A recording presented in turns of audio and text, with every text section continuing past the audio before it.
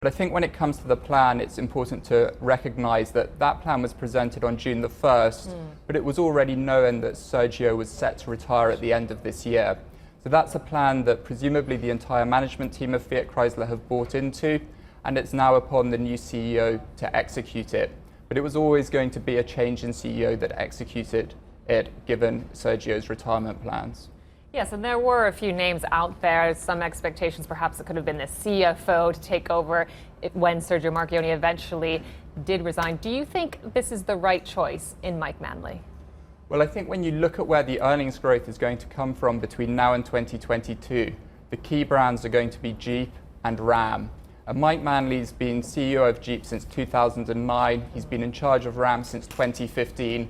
So he really knows those two brands better than anyone else within the company. And with that in mind, he would appear a logical choice. George, a point I raised earlier in the show, and again, I want to divorce the man from the company if I can, and the fact that despite the fact the shares have had a rally off their 2nd of January 52-week lows, which was 9.77 euros and now 15.8.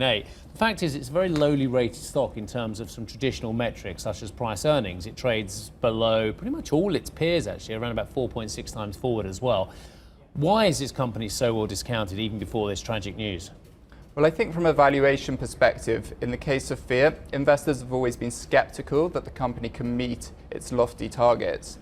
As you point out, from a valuation perspective, it's trading at only just over 4 times 2019 earnings. On a free cash flow yield basis, even extracting working capital, you're looking at a free cash flow yield of around 18%.